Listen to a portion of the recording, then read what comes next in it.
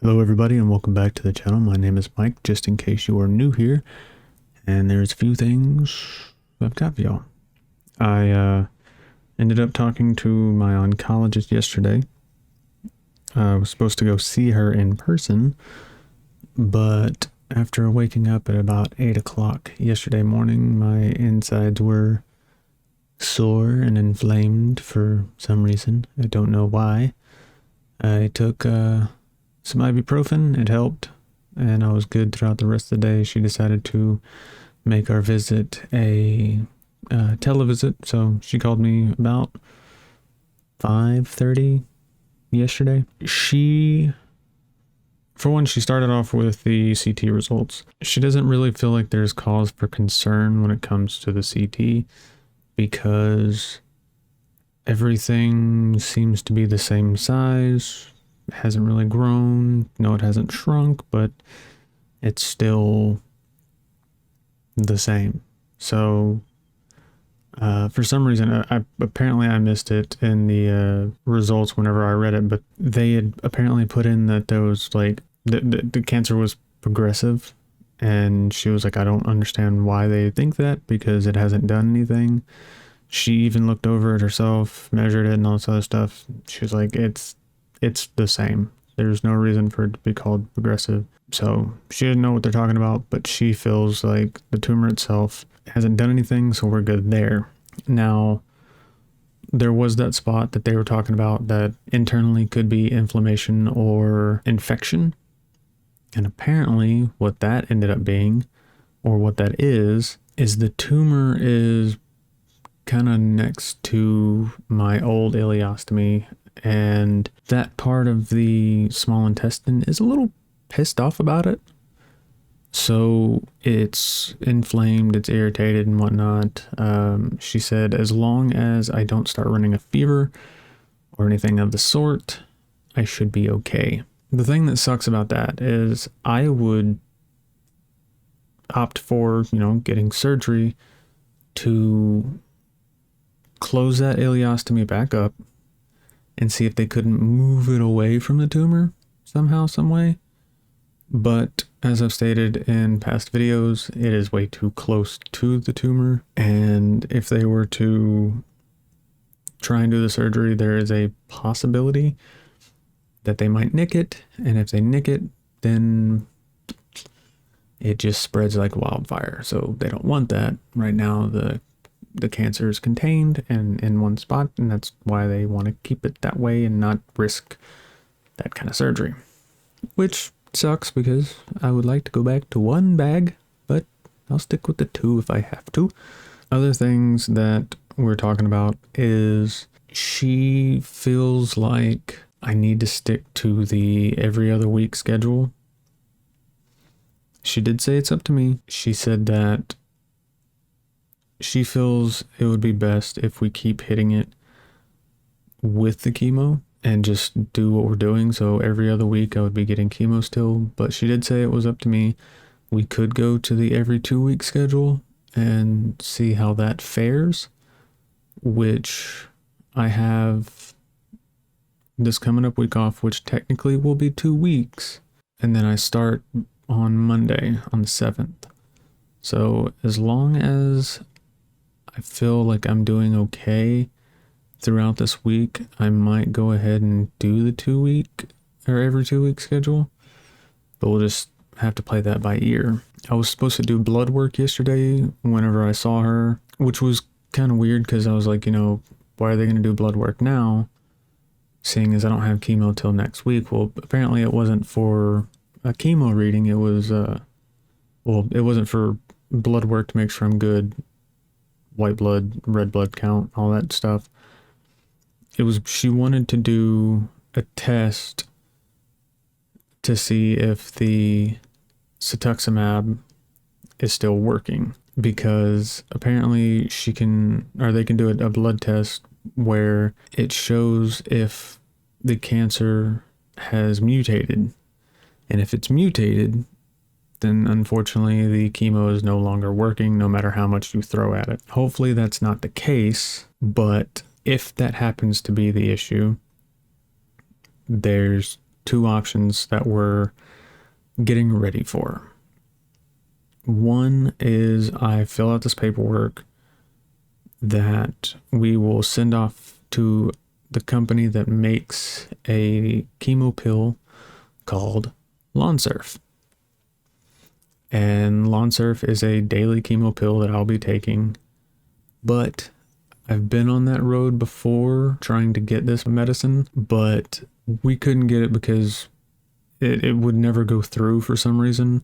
I don't think we went through the actual company, but when we tried to get it, it never went through, or if it did, they said that it was going to be $15,000 a month for this chemo pill. I don't know about you, but I don't have $15,000, let alone having that a month. It'd be great. I'd love that, but I ain't got it. So we're going to fill out the paperwork and send it off to the actual company to see if they can send it to me or whatever, if I can qualify for it. But the thing is, so far every oncologist I've had, they're not very fond of the chemo pill, or at least Lonsurf in general. It's one of those things of, it may stave off the cancer, like hold it back for a week, a month, 6 months, but that's it. It really doesn't do much. It really isn't worth it. It's more of just a, hey, here you go. All right, see you later. Like it's just not worth it. So the next option is getting all the paperwork filed and ready and signing a PFA, which is a patient financial assistance program, to see if filling out the paperwork to get ready to go to MD Anderson goes through. If I fill out the PFA, then basically, from what I understand, MD Anderson eats my bills. No matter what, I'm completely taken care of no matter what. And going to MD Anderson means possible clinical trials. And to be honest, for the past 6-7 years, I've said no to clinical trials. I wasn't going to do it. It wasn't a thing. There's a sneeze brewing in my nose. It's gone. Okay. Oh, I bring you up and you go away. Thanks. Now my nose burns. Anyways, I didn't want to do clinical trials. I've seen people go through clinical trials, and it's not pretty. I'm not saying that it's always bad. I'm saying that what I've seen was bad. What I've heard is bad. And I know this is with any chemotherapy you do, there's a risk in any situation. We'll let it be something simple as, my body temperature is a little high, or, I get a little itchy, to I can't breathe, my throat's closing, I'm not okay, I'm dying. That's with any chemo you do, because you never know. I mean, it's a chemical that your body's not used to going into your body, and you don't know how you're going to react to it.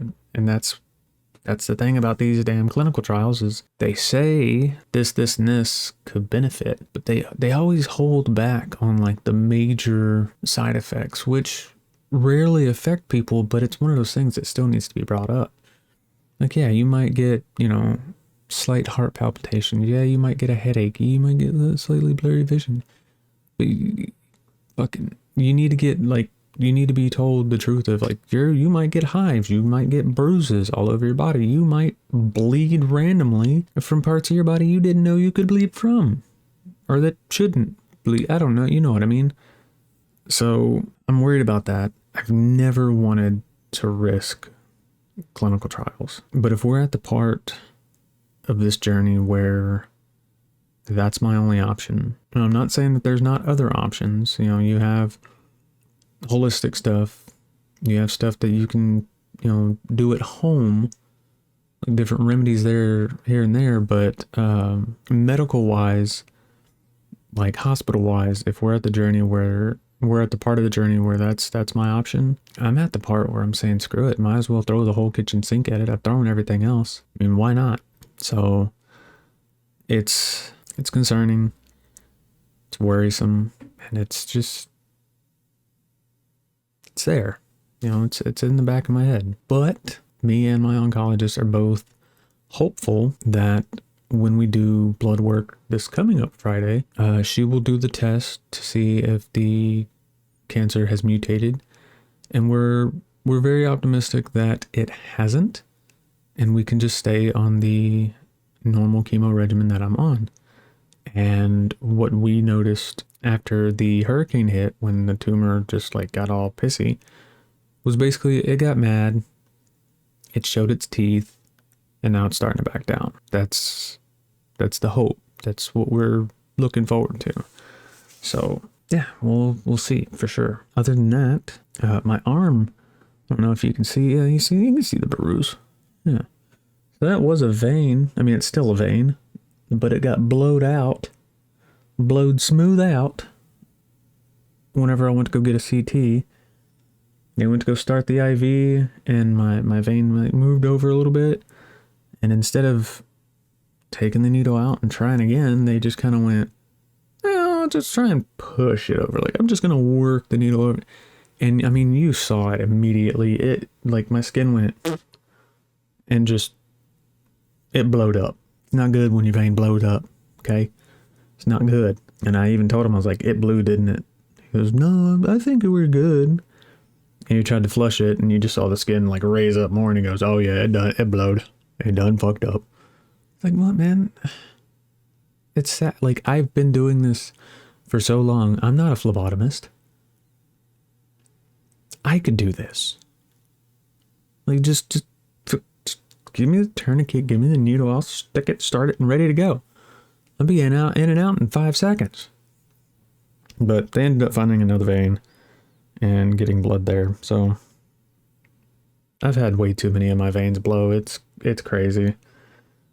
Like, I've come out of the hospital and both my hands were just purple and blue and just pain everywhere. And then same with my arms. Like, I've had multiple veins. Like this one, there's one that runs this way that's nothing but scar tissue. Like, they can't even get in it because I've been doing this for so long. And then tomorrow, actually no, the next video y'all see, there will be a new background because I won't be here, which is a whole nother journey that I'm starting.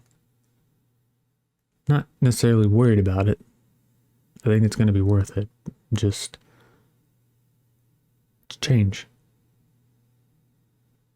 Change is a good thing, though. We'll see where that takes me, and we'll see what happens. But until the next video, thank y'all very much for stopping by and listening to the stuff that I'm dealing with.